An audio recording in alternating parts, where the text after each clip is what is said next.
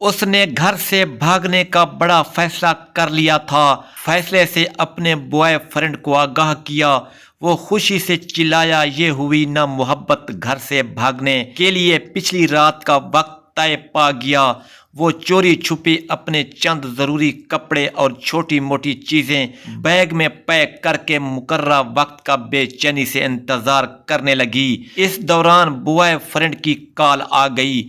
کہنے لگا، ماں نے کوئی زیور شیور بھی بنایا ہوگا، وہ بھی ہاتھ میں کر لو، مشکل وقت میں کام آئے گا۔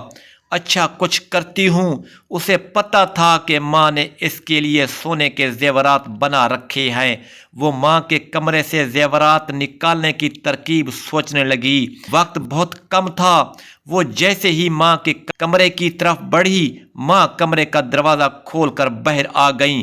ایک لمحے کے لیے وہ ماں کو سامنے دیکھ کر سکتے میں چلی گئی۔ میری شہزادی، اتنی رات گئے تم جاگتی پھرتی ہو اور یہ تیار ہو کر کہاں جا رہی ہو؟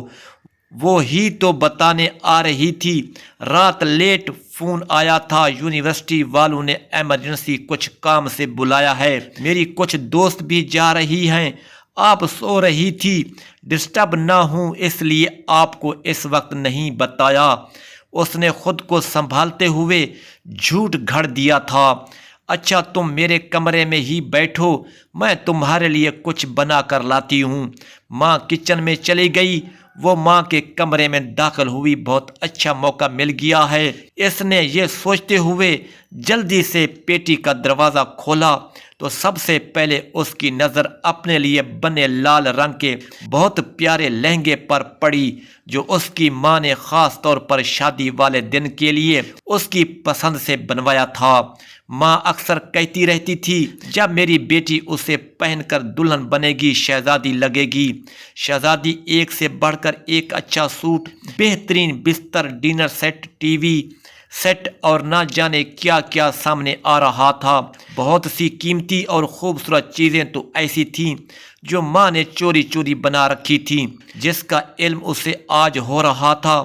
چیزیں الٹ پلٹ کرتے کرتے آخر زیورات اس نے ڈھونڈ ہی نکالے، لیکن اس کا دل و دماغ چکرا کر رہ گیا تھا۔ زیورات اس سے اٹھائے نہیں جا رہے تھے۔ اس نے کمرے میں نظریں دوڑائیں تو دیکھا فریج، مشینیں، برتن، سب کچھ اس کے لیے رکھا پڑا تھا۔ ایک ماں کے کمرے میں، ایک دلہن کے کمرے میں ایک دلہن کا مکمل سامان پڑا تھا۔ ضمیر نے اسے جھنجھوڑا۔ وہ سوچوں میں گم ہو گئی۔ ماں کی کوکھ سے جنم لینے سے لے کر اب تک ماں باپ نے میرے لیے کیا نہیں کیا۔ کھانا پینا، پہناوا، پڑھائی لکھائی، چھوٹی بڑی سب خواہشات، اپنا خون پسینہ ایک کر کے سب ادھورا پورا کیا۔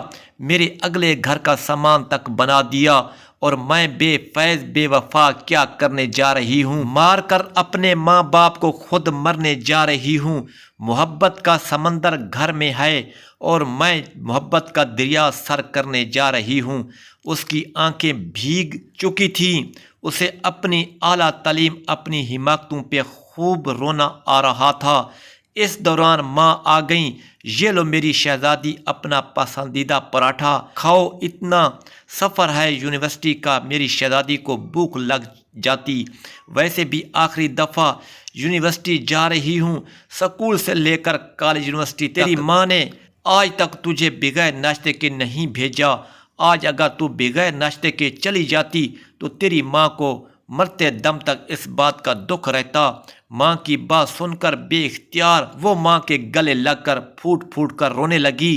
ماں نے ماتھا چوم کر آنسو صاف کرتے ہوئے پوچھا، میری شہزادی کیوں رو رہی ہو؟ وہ نظریں چراتے ہوئے کہنے لگی، ماں مجھ سے کتنی محبت کرتی ہو، یہ بھی کوئی بات ہوئی؟ اب ماں سے بڑھ کر بھی بھلا کوئی محبت کر سکتا ہے؟ اس دوران اس کے موبائل کی گھنٹی بار بار بجنے لگی۔ اس نے کال کاٹتے ہوئے میسج لکھا، سوری میں نہیں آ سکتی اور کبھی نہیں آ سکتی، کیونکہ مجھے میری محبت میرے گھر سے ہی مل گئی ہے۔ یہ جو ماں باپ کی محبت ہوتی ہے، نہ یہ محبتوں کی ماں ہوتی ہے۔ اپنے بوائے فرینڈ کو میسج چھوڑ دیا۔ اپنی ماں کے گلے لگ کر رونے لگی۔ ماں نے دلاسا دلایا،